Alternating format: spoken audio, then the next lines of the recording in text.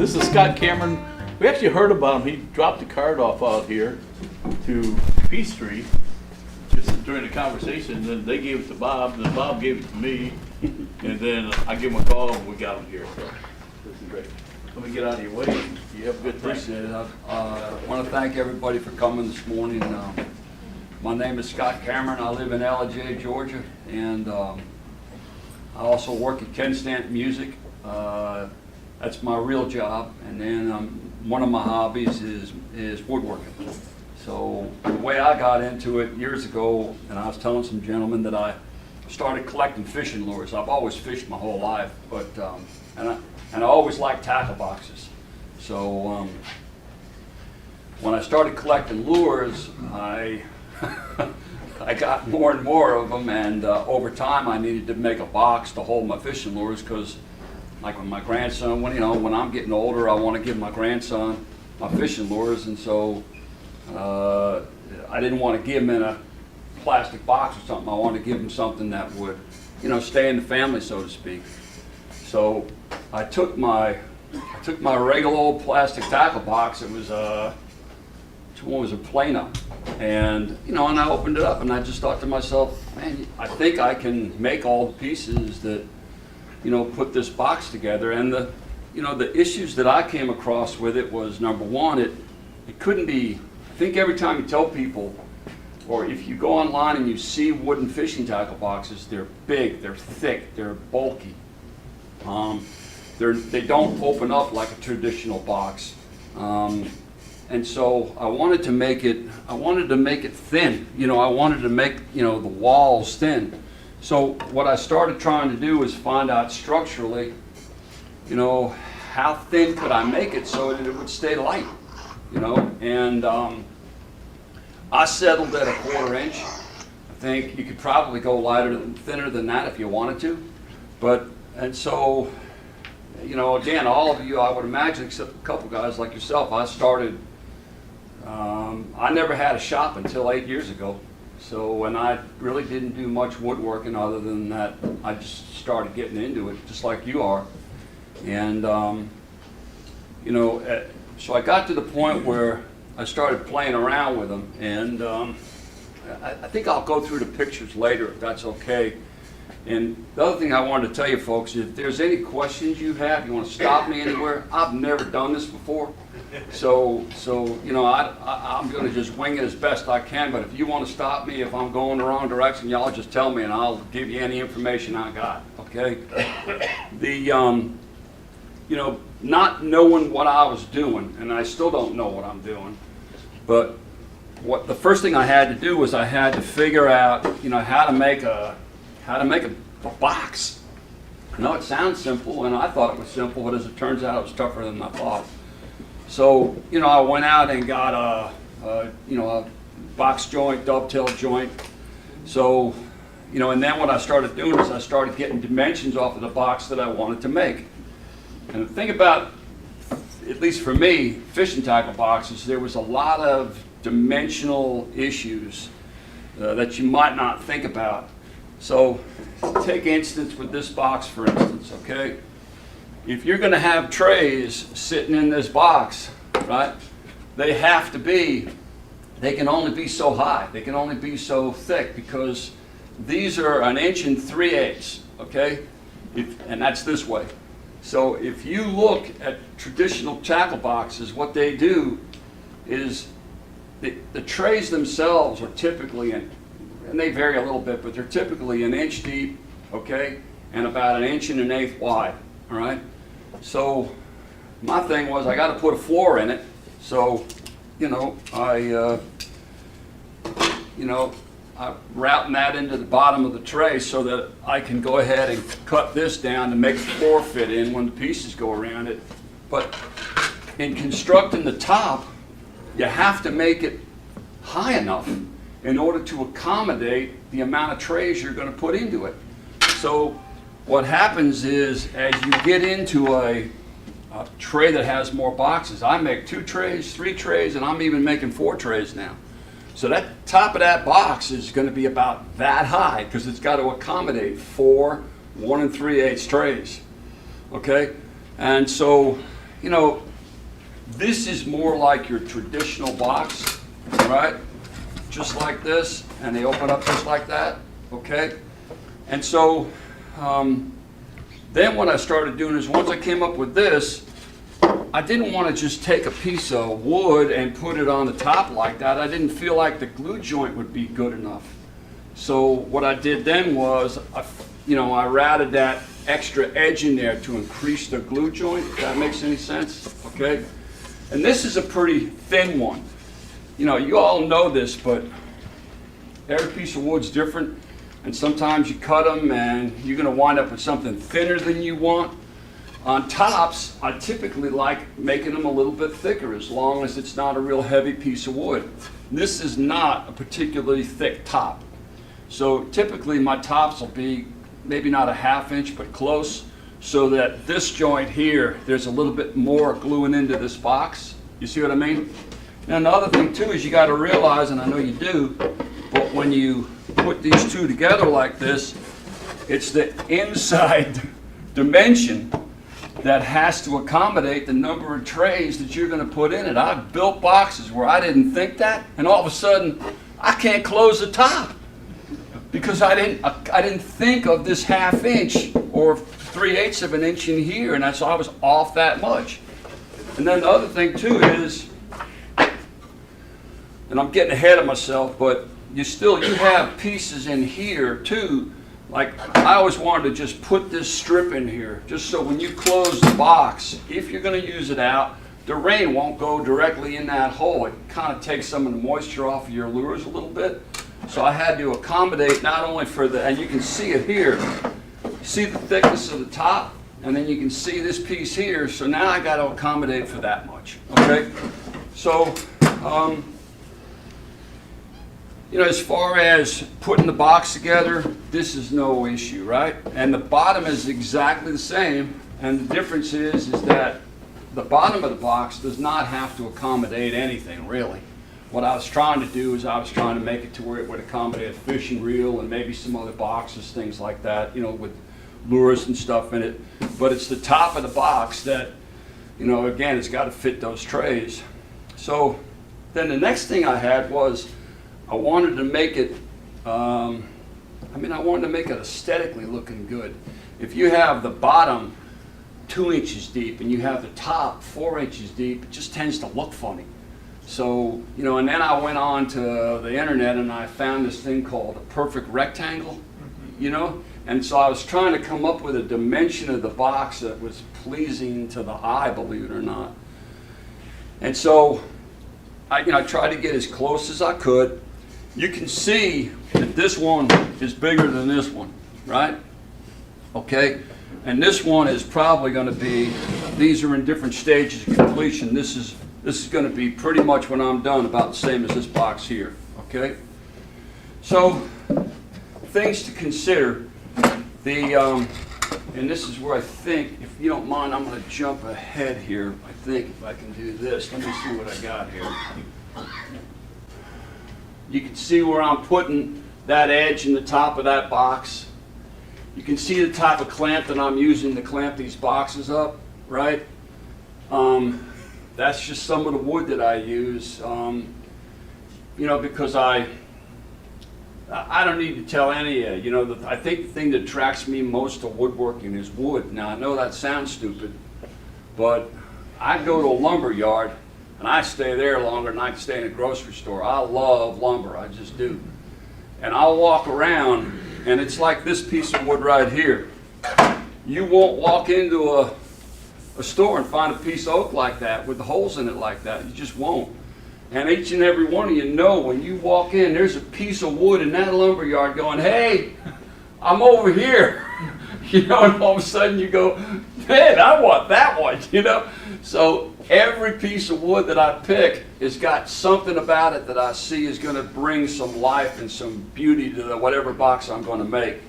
So this here, and again, I'm going to be jumping around, and I apologize if I do because I'm not used to doing this, but on these, this is all, believe it or not, just struts for trays. And when I say struts, I mean these pieces right here. I don't even know if that's the right word, but that's what I call them, okay? And then these here are tray dividers. And they're just set up to spray so that when I go ahead and spray all of them, I can do it pretty quickly. Now, on each box, what I do is I'll put 2 full coats of sealer on every piece of wood, okay? And then I'll put 2 coats of poly on it. I have absolutely no idea what I'm doing with finish. None. I don't, okay? But that's what I do, and so far it seems to be okay. But I'm sure there's plenty of people that could give me better direction than that on as far as finishing them. So are you spraying the poly or hand rubbing? I spray them. And I tell you the truth, only because, again, I have a compressor, I have all kinds of stuff, but for me, I actually, because I don't know what I'm doing, I get better luck with a can than I do with my spray gun. I just do, so I use cans. That's what I do, okay? Those are just pieces before I'll, cut them this way and split them, just like this, okay? And then that's where they're all split up. Those are just tops being waited to put together. You can see that reminds me of that gentleman's jar over there. It's ambrosia maple. Yes, sir. When you resaw them like that, yes, sir, to thin them down, do you use a bandsaw or do you use your table saw? Or well, that's a great question, because believe me, I used to, I got into it 8 years ago. My first year, I was cutting them on a table saw, and it's dangerous, especially when you don't know what you're doing. And I had some close ones, and so my wife, God bless her, she's a quilter. If you ever want to be a woodworker, you should be married to a quilter. Yeah. You got one? Guilty. They always have more stuff than you do. It's awesome. And it's expensive. So I can come home with anything, and she's like, that's nice. Because you can't say anything. It's awesome. So anyhow, what I did was I saved up my coins, and I went and got me a bandsaw. So, yeah, that was my first. And the crazy part about it is about a year after the reason I got into this whole silly thing is, and talk about a wonderful woman, she bought me a planer for Christmas. I don't have another tool, and she buys me a 13-inch planer for Christmas. I was like, thank you, Lord.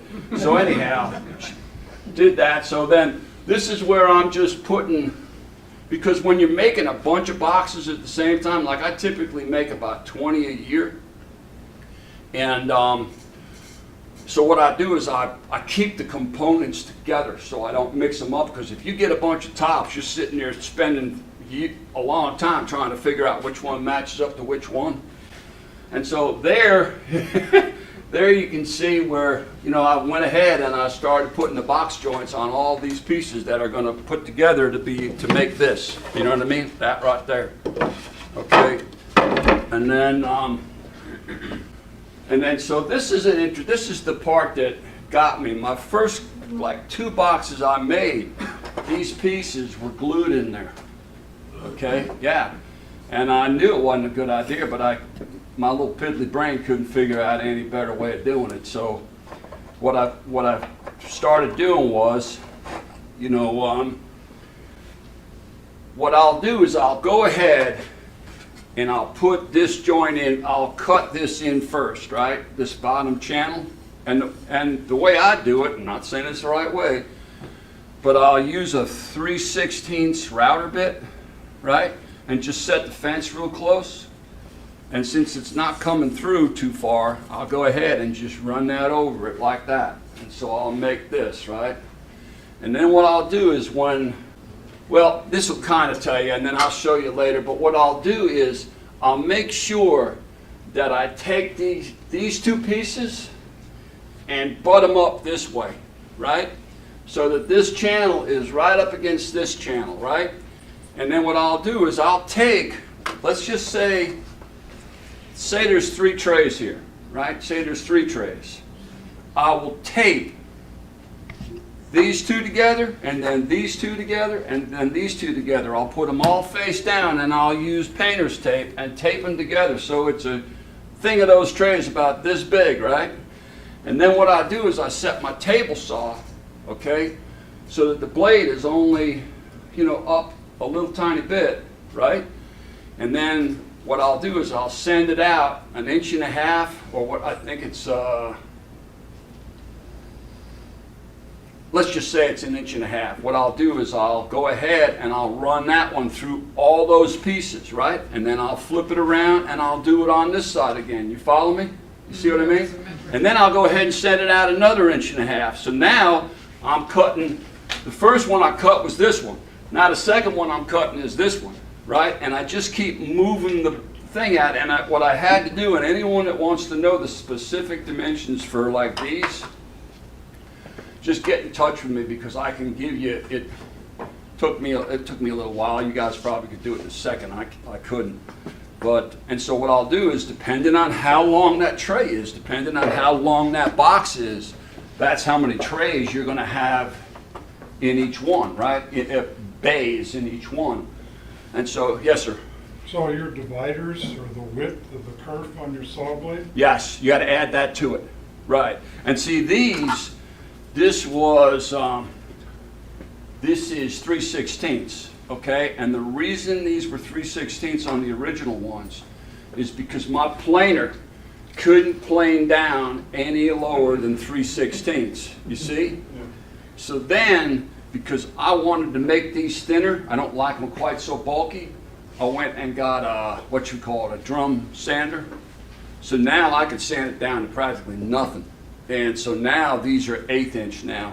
And what I did was I went and got what do they call it, a flat tooth table saw blade, to where the blades aren't at different angles like that, and they're all flat, right? And so it'll take out an 1/8 inch channel, right? And that's what I'll do. That's an 1/8 inch channel now on all those. And what happened was, when I used to sit these in there just any which way, thinking all those lines would line up, well, if I knew what I was doing, they probably would, but I don't. So that's how I overcame the problem of having to glue these things in there, just by go ahead and making those cuts on the table saw. Does anybody have any questions about that? No? Okay. And once I did that, I was like, oh, that's awesome, because now these are just like a regular tackle box. I can make any size trays I want in there, you know? So I thought that was good. So, so I did that. And then, okay, so now you're going to go ahead and you're going to make the top and the bottom, right? And when you, again, I make two size trays. I make 1 3/8 and I make 1.5. Okay, and the reason I make 1.5 is some guys want deeper, bigger trays for saltwater lures, right? Most guys want, you know, fresh water, and so it doesn't need to be so deep or so big or so wide. Okay, so I'll make both. But you got to remember, 3 trays at 1.5 inches is going to be, what is that? That's 4.5 inches. You go ahead and add another 1/2 inch, all of a sudden this top box has got to be 5 inches from here to here. You know what I mean? Because it's got to fit in there. It has to fit in there. So anyhow, so I did that, and then I don't need to tell you, I don't think anything about this part stuff. You guys probably know. This is, you know, with these things, this is just, you know, I would go ahead and I would make strips. So when I would take my pieces of wood, those halves, I already had 1/2 inch or, what is it, 9/16 inch strips. And what I would do is I would run them through the planer, right? And so what I would do is go ahead and take both my halves, and then I would lay this out. And I have a panel press, you know those panel presses things? You know, I didn't have that, so I went and got that. So, oh, this has been awesome. I mean, you know, that's what I'm saying. This is like every time I run into a problem, I just go buy another tool. It's great, man. I love it. I think it's awesome, you know?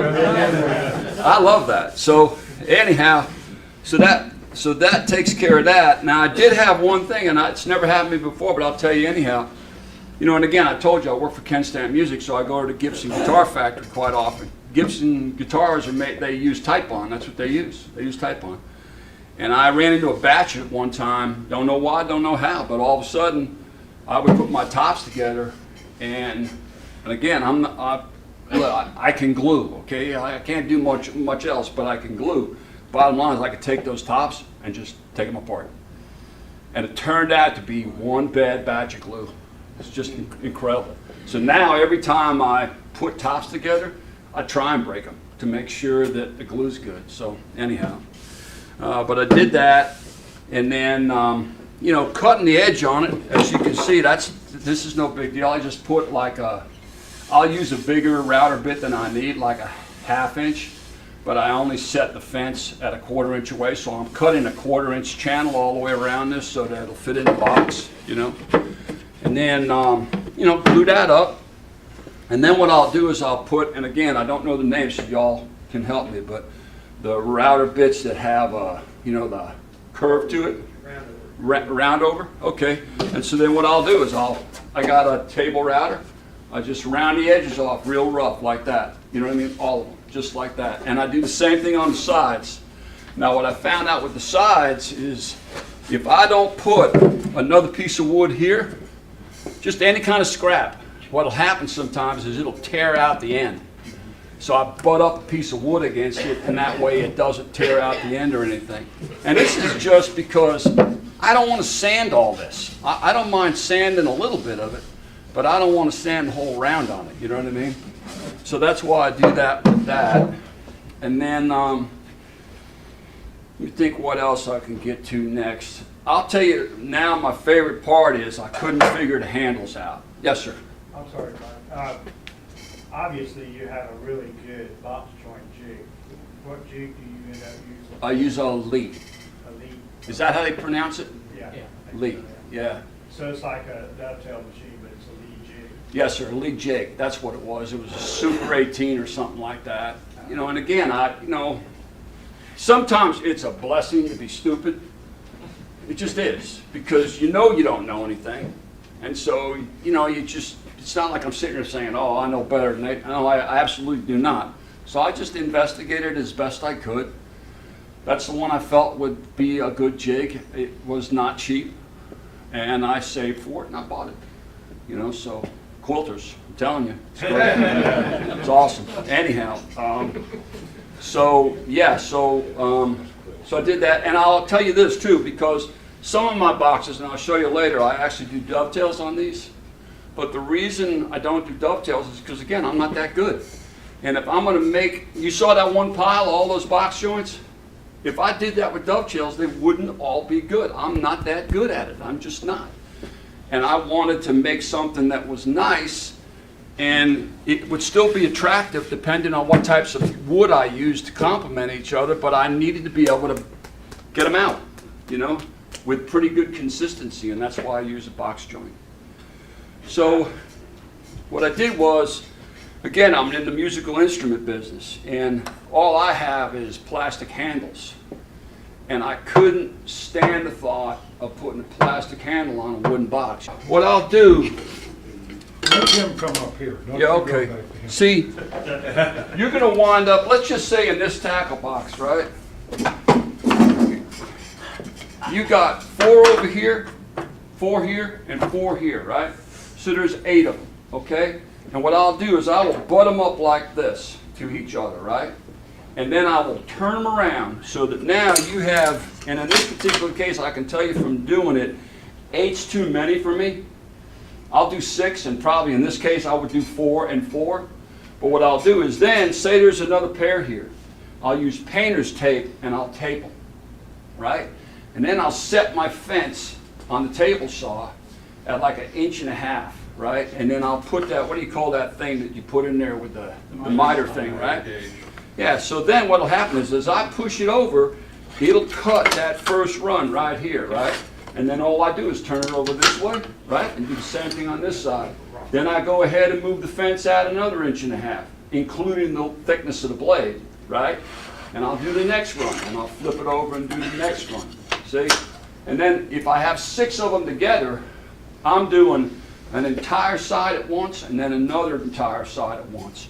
And then once that's done, then literally I can put all this together, glue it up, glue the bottom in, and then it's all set to drop these in. That's what I'm thinking, because see, it's because I get really no resistance at all when I'm running that over, and I will tell you, I've had it because I don't know what I'm doing, which is bad. The only thing I have is a real fear of my tools. I don't even know if that's a good thing or a bad thing. I'm a piano player, okay? Last thing I want to do is cut one of my fingers off. I don't want to do that, okay?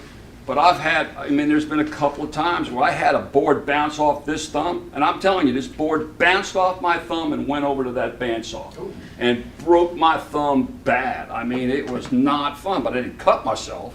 It just broke my thumb. But I know exactly what you're talking about, because what happens is sometimes I'll get into something, and then as I'm doing it, I know you shouldn't do it. This is gonna hurt. This is going to hurt. You shouldn't do it. Right. So anyhow. I wasn't thinking about not going all the way through, but Yeah. you're right. So, okay, so I want to talk about the handles only because it's my absolute favorite part. I love my handles. I just do. And I'm sure there's plenty of people that make handles like these, but I could not figure out how to make the handle. And I'm sure I'm not the only person, but I thought about it and thought about it and thought about it, and I kept thinking about it. And I even bought some plastic ones from Allied Case Company, and they looked awful. It was just horrible. And so that's the handle right there, okay? And all that is 9 pieces of wood glued together. That's it. They're all just cut, and you figure if this is 5/8 wide, you know this piece here has got to be 5/8 less than this piece here. And I can give you the dimensions on these if you want it, and all I did was take one of those case handles and figure the dimensions on it, and that's it right there. And then you just glue it up, and what I'll do is I'll use the same pieces of wood so that it'll complement the box, you know what I mean? And then I'll go ahead and now it starts to get sanded down on my, what do you call the sander that's got the strap in the front? What's it called? Belt sander? Belt sander, okay, yeah, I guess. It's got a little thing like that? Okay, yeah. And so what I did was originally I took I think it was a 3/4 inch piece of dowel, and I bolted it behind the belt sander. So when you push this in, you would get the indent of a circle. That's right, yeah. And then finally I said, you're really being stupid here. Just go out and buy one of those spindle things. And so now I do it with a spindle sander. And so that's all I do. And then I just sand them from this into this. That's all. That's it. And some of them come out great. Some of them you wreck. You guys, you know guitars, right? Yeah. Okay, well when you break the neck on a guitar, right? If you bring it to a guitar shop, they'll not only charge you $1.50 to $200 to fix the neck, okay? But they'll put bolts through it and shivs through it and all kinds of stuff. And just because I don't know, I just glued one up one time and it worked just fine, okay? So, and not only that, I glued it up and I fixed it, and I did it in less than 10 minutes. So I started doing them for free. I still do them for free. So over the past 15 years for Ken Stamp Music, I've fixed probably 150 Les Paul necks, Fender necks, Telecaster necks, you name it. I ain't charged ever because it doesn't take me any time at all, and they're held together with nothing but wood and glue. So it amazed me at the strength that glue can be if you clamp it up good. So I give them my atomic bomb warranty, which means if an atomic bomb goes off anywhere within a 50-mile radius of the guitar, it won't break at the same joint that I fixed it at. Okay? So anyhow, but that's why with the handles, They're circulating. I think from strength, that's not coming apart. It's not coming apart. And you can even, I don't care if you try and break it. It's not coming apart. Yeah, it won't. It's called a mortise and tenon joint. Yeah, it's not coming apart. Now you can mess it up because you can sand it wrong, and you can go too far, and all of a sudden it doesn't look good. This one is not great. It's not terrible, but it's not great. That's one of the original ones I did. So I'm getting better at it. Let's put it that way. Yes, sir. Question, where it connects to the bugs? Okay, yeah, this. Yeah, there's a tremendous strain that can be right there. Yeah. You ever have them break there? Never. Yeah, and I'll tell you what else I do though, but think about it for a second. As a matter of fact, yeah, see, on this one here, see, and again, just because this was the only, you know, I'm limited to what I have access to. So there could be much better alternatives out there. This is the best one I've found for my use, but there could be more. And the thing is, see these screws that go in the back there? Well, what I'll do here, and I think I did it on this one, I'm not sure. No, see on this one, what I'll do is the screws that come with that, they're never long enough. And then what I would do is see, you can see here a little bit, you can see, Hold it still for the camera. yeah, I'll recess that so those screws go up into the wood a little bit. And sometimes, depending on it, I'll back it up with a metal plate. But I'm telling you, it's 10 pounds, it's 11 pounds, it's not gonna break. I was just wondering, if somebody puts a torque on it, somebody goes to bend the handle on it. I don't think so. I don't think so. And again, you're more than welcome to come up and try and, because it's not going anywhere. Not that I know of, you know. So anyhow, so that's how I make my handles, okay? I'll go ahead and make a bunch of them at once, you know? I'll just go ahead and make a bunch of them at once. That's all I'll do for a week is make handles, you know? And what I'll do is I'll just use all different kinds of woods to make them. And they'll usually match up nice with one box or another, you know? So that's how I do that. And then all I do is take this shell, right? Just like that. Go up to my bandsaw, and what I'll do is I'm recognizing that these trays are a certain width, and I want to put that cut. I want to put it not necessarily over the space here. I'd rather almost it not go in the space. But I want to make it to where you can see this side's a good bit wider than that, because this side's going to have the wider trays underneath it than this side. See what I mean? Right? And then literally just take it to the bandsaw and cut it in half. That's it. That's a scary time too, because when you put this whole thing together and you go to cut it in half, if you screw it up, it hurts. It hurts. Yeah, it hurts. You bet. It does. So anyhow, once you cut in half, then that's that part. And then, Eric, yes, sir? do you have to make your top wider than your bottom then? Before you cut it, is it actually wider than the No. bottom? No, it's not. And I'll tell you what, and you want to know something to be really specific about it? Yeah, you would want it to, because you would make it wider by the thickness of the blade that's cutting it. I use the thinnest bandsaw blade I can get, and you can tell by this one. And again, it's not perfect. There isn't a single box I make that's going to be perfect, but you can see it. They come out okay that way. You know, they come out pretty good. You know, they come out pretty good, and that's missing probably I don't know, a 32nd. Yes, sir. Just curiosity, when you're making a box, say that size right there, Right. do you assemble the top half and the bottom half at one time and then cut it the same way also, so all your box joints and all your not the fibers, what we're trying, the grain of the wood, so everything stays lined up? What I do is, I'm learning every time I make a batch. What I do now, because again, if you got all these boxes all over the place, you can get messed up real quick. But what I do now is I use chalk, right? You see the chalk marks on there? You can put them anywhere. It's just that when you put the two clamshells back together, you want those marks to match up. You see what I mean? So that you way. do the two clam shells as one? That's right. So Okay, it's like when I then- make, if this was just clamshells, right? I take a piece of chalk and go here, here, and then I turn it around and go here, here, wider. The question is, if you make a complete box and then cut it into clamshells. What I'll do is I'll make the top half and the bottom half, so I have both, and then I'll cut the top in half, okay? But obviously I'll keep all that together at that point, you know, because I even started doing that. What I do now is if I can, and again, you guys know, like when what is it, a butterfly, when you do the top like that? When you take the two pieces and split them up? I'm trying to do the sides now to the same thing, to where the sides are. Boat manage. Yes, sir, right. And the front and side back here too, I want everything to match up if I can. Yes, sir. I know you're all standard because of the handle, but can you give me an idea of how much difference that is? Between the cut there? Yeah. Yeah, it's the thickness of a blade. I would think it's probably 32nd. From the middle of the top. The Oh, right you mean side, here? left side. Oh, yeah. Well, the thing is here, this will give you an example. Like this here, okay? And this is a whole other story. This is my original template, okay, of trying to make these boxes and how to put the pins in. I thought it'd be easy. It was not for this brain. So, and so what I ended up doing was I realized, hey, number one, this changes over time because it's wood. So I made them out of this, okay?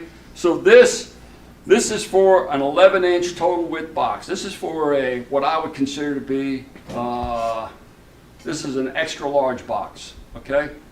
This box is going to be 11 inches wide by about 18.5 inches long. So it's a big box. And it'd be 3 trays, right? And then what I do is I go ahead and add in the side here for the thickness of the wood on both sides. And all I have to do is literally put this, let's just say this was the bottom, right? This is the bottom. Literally all I got to do is come here and again, this is the wrong thing for this. But if this was an 11-inch box, this would go right here, and that is exactly where I would drill the holes, okay? Then to answer your question, that means the 6-inch trays are over here, and the 4-inch trays are over here. See what I mean? Yeah, and that way when I cut the box, I'm going to cut the box to where it's probably a 1/4 inch or 1/2 inch overlaid over the 6-inch side over here so that it matches up. When you open it up, you can imagine if I open this, it wouldn't matter much, but see, picture this if these trays were over here and these trays were over here. You know what I mean? I like it better just the way it is. So, Question, when you cut the top, do you raise the blade up yes. that way? Okay, instead of trying to do it on the ends. Yep. And the funny part about it is, man, when you slide, you know, because again, when you think about it, you're you're not cutting much, Yeah. you know, and it's beautiful. It just cuts nice, straight as could be. You know, the first couple of times I did it, I was nervous, but once you get used to it, you just cut it up. So anyhow, so I did that, and then the next thing I did was I used to have templates like these, see? And now what I do is I built these to where each one of these, like if it's a 6-inch tray, that's the strut for it. If it's a 5.5-inch tray, that's the strut for it. If it's a 5-inch tray, that's the strut for it. So then all I have to do is literally just take this and put this on a piece like this here, just like that, and then drill the 3 holes, cut it, bring it over to that belt sander, and go ahead and make it into that. That's it, you know. And I'll do a bunch of them at the same time, so that I got a bunch of them, you know. And then, you know, and I try and keep like on these, and I'm not saying, you know, my wife would probably cringe, but I try to mix the woods up so that they're nice, you know. This one's kind of wild because it's got purple hard ends and it's got maple struts, and you know, the top's oak, so this one's kind of wild, but you know, and then you know, that's ambrosia maple, like the gentleman that made the bowl. You know, same thing there, and pretty nice plain maple top. And then what else can I tell you Your about? hardware, is that aluminum or stainless steel?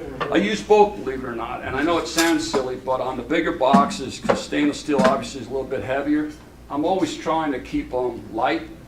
And I like stainless, you know, but aluminum is fine too. And again, there's no structural, you know, it's not going to matter. There's just not a lot of stress on this. But from a weight perspective, like if I'm using wangi and I'm using oak and I'm using like cocobolo or something like that, I want to save weight wherever I can. And so a lot of times if the shell is made out of heavier stuff, I'll make the trays out of lighter stuff. When you do a saltwater box, do you try to use brass? I'm sorry? When you do a saltwater box, do you use brass for it? No, I don't. I don't. And I'll tell you, I've had a hard time, and again, people may be able to help me a good bit, but I've had a hard time finding any kind of, you know, brass or bronze rivets, things like that. And you know, and I had to go through the learning process of being able to rivet these. I'll give you an example, okay? And again, just little things that I learned over making them. When you put these trays in, right? Okay? They have to be the inside difference, in other words, it has to be this dimension, right? Less the washer, the thickness of the strut, the other washer, right? And then that's it, okay? Times Yes, two. sir. Huh? Times two, because one for That's each end. exactly, times 2. Yes, sir. Are those riveted on also? I can't see. They're all riveted on, yep, yeah. And it's good, they're fine. Because again, it's not like, it's not like you're doing this to it, you know what I mean? But- Is it tight when you first do it? When you set that rivet, is it really tight and you just have to loosen it up? Yeah, what I had to do was, there's a company, and I forget the name of it, but like instead of 1/4" and 1/2" rivets, they make 250 thousandths rivets, they make 263, they make 278, they make them in increments. And so what I had to do was buy several different kinds so that I get the best grip I can depending on the piece that I'm working on. Because and the thing is on the trays, roughly, I'm using 1/4" rivets, but on down here, on the top here, I got to use 1/2" rivets over here, and sometimes it's a little bigger than that, so you got to play with the rivets a little bit.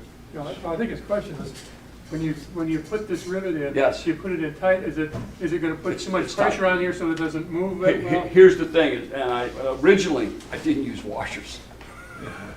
And now, So I put them together, and I'm like, I couldn't open it up. So I had to cut it off, and that's when I started saying, hey, let's put a washer inside here. Now, here's one you won't think of, or at least I didn't think of it, okay? Problem with this is sometimes the tolerance is so close between that and the inside side of the box. So my new boxes, the latest batch, have 2 rivets inside, 2 washers inside. So it brings the whole thing in enough to where when this closes up, it won't hit it. Because if you make, I've made several where what happens is you start getting a scar right here because this is just touching the inside of that box. So I had to move it in another 32nd of an inch. See? have you looked at using nylon washers or something, just to, Could. they be easier to? Could, yeah. The reason I use aluminum is because it seemed to work really well, and it's smooth. This to me really just has a nice feel to it. It just does. They hold good. It's easy to open up. But you could try anything, you could try anything you want. And then the only other thing I'll tell you is that, like when you're making these, I can't tell you how many of these I've split because I try and drill that big hole near the end, and a lot of times it'll just split the wood and you throw that one out, or you make a smaller one out of it. Whereas what I'll do now is I'll drill a pilot hole and eventually get it big, because it's got to be pretty close to the end, So do that. That's on your stretch you're talking about? Yes, sir. Yeah. And then the thing is I used to put, and it's not on this one. I wish I had another box, but what I used to make is I would make a stop on the inside of the box, like a piece of Purple Heart, like a post that would get screwed in here and screwed in here, so the trays would have something to actually sit on. But I found over time you can push down on this, they're not going anywhere. So I kind of got to the point where I don't do that anymore, But you could. And what else about it? I haven't been able to find anything better. That's the parts I dislike the least is these, because they're nickel on chrome. What is it? Chrome on nickel. I don't like that, but I haven't found anything better. Where do you get those from? I get them from Allied Case Company. They make band instrument cases, and I've tried on the internet to find better alternatives, something stainless maybe or something like that, but I haven't been able to. On some of my older boxes too, I didn't bring them in, but what I would do too is, just because I didn't know, I actually had 3 latches on it. And what I would do is I would, as you can tell, if this one is being pressed down here, in other words, if I have a latch here and a latch here, right, I can pick the box up because I'm using that piece. You see what I mean? As long as this is holding that down, that's not coming up. You follow me? So I would put a latch here and here, but I found in the medium-sized boxes like this one, one latch is plenty. And it just, again, it adds to the weight. That's not good. I make wooden feet for some of them, like Purple Heart feet. I just bought a Purple Heart dowel, right? 1-inch dowel. Take my bandsaw, cut off pieces about that big, round them off on a belt sander, and then drill a hole through them, and I'll use them for feet. I do that sometimes. So if you don't want a box that would sit directly on the floor, it can sit up a little bit on the feet, and yet it still looks pretty good. Where do you buy your wood? You know, again, I'm bad about this. My wife will tell you. If I find a TV dinner I like, I'll eat it forever. I just will. I'm not one of these guys that, you know, I'm a creature of habit. It's just the way it is. And so only because it's close to Marietta, which is where my store is, I get it from Peach State Lumber. And it's like anything else. I can go there on a lunch hour, and there's plenty of times I don't buy anything because I don't have a piece jump out at me. I just don't. You know, and yet there's sometimes I'll go there and like I said, it shouts at you, and you go, that's the one. I'm sure it depends on the source of the wood, but do you prefer to buy like an 8-quarter piece and cut it like that, or do you buy a bunch? That's a really good question. I'll tell you why. Because what happens is when you're making tops, right? When you're making tops, it's better, for me, it's better to do 8-quarter because of the thickness. I want a thicker piece. Whereas if I buy, what is it called, a regular 4-quarter or? 5-quarter. Yeah, it's like all of a sudden, you are not making a top out of that, because, well, you make one top, but you can't, chances are you're not going to be able to split it because it's not thick enough. So what I do is I use 4-quarter for the sides because I'm only trying to get this out of it, and I use 8-quarter for the tops, you know, and I make them out of zebra wood. I make them out of, I even bought some ebony. I got some that are coming out now with ebony tops that are real pretty. Black limber for whatever it's worth. I think that's going to be a nice box. It's real light and it's real ornate looking, black limber. It was funny. I did this one top. You know how you split wood sometimes and it gives you faces and stuff? You know what I mean? You look at the face. Man, I split this one box black limber thing and I was like, I don't know if I like the looks of that. You know what I mean? It scared me. And so I called my wife in and I said, does that bother you at all? And she was like, no, it looks okay to me. And I'm like, okay. It was like, it was spooky looking. I was like, I don't know about that. Yeah, it was. So, but anyhow, and so I'll go through some more of this real quick and then probably any other questions. There's my spray booth.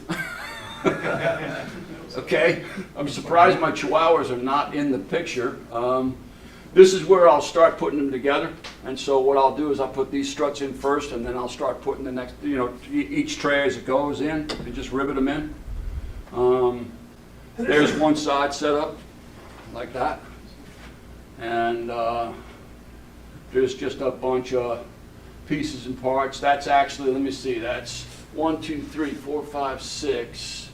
That's 2 boxes on that table. That's what that is, all the pieces and parts laid out. Now what I'll do is I'll spray everything at the same time, you know. And as you can tell, what I did was in my shop, because my shop is just a small garage that has way too much stuff in it. And so what I did was I got this plastic stuff and hung it from the ceiling so that I could keep the spray inside there. And then I'll wear my mask or whatever and go in there and take my life in my hands. And that's just making sure, and again, this is before I did these, right? But if those holes are off, then the trays don't fold correctly. They just don't.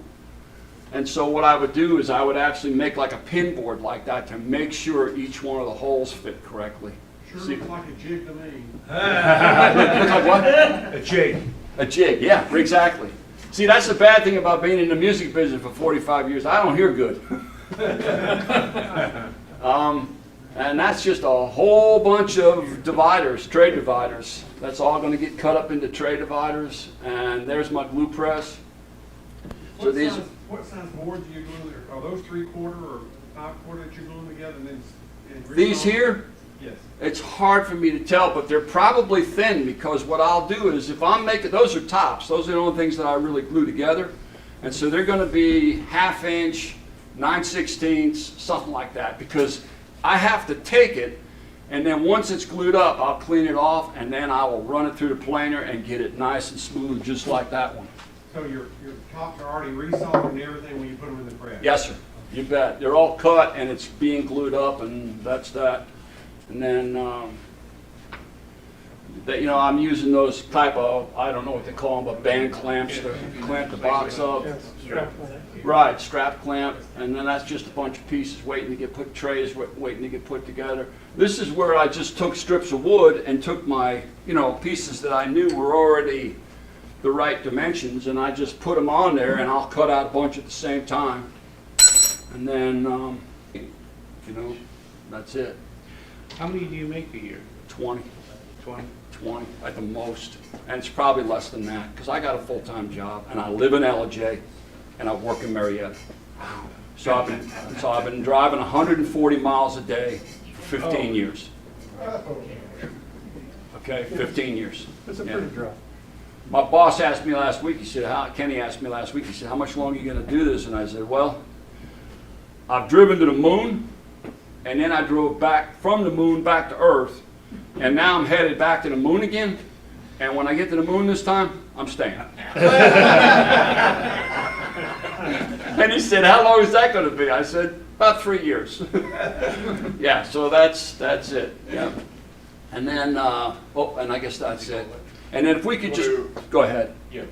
Can we go through that other? Yeah, the other folder, that'd be great. Yeah, if you don't mind. Show go some down. of your finished ones. I'm s- Yeah. Flip through the finished ones. Yes, sir, I will. Sure, okay.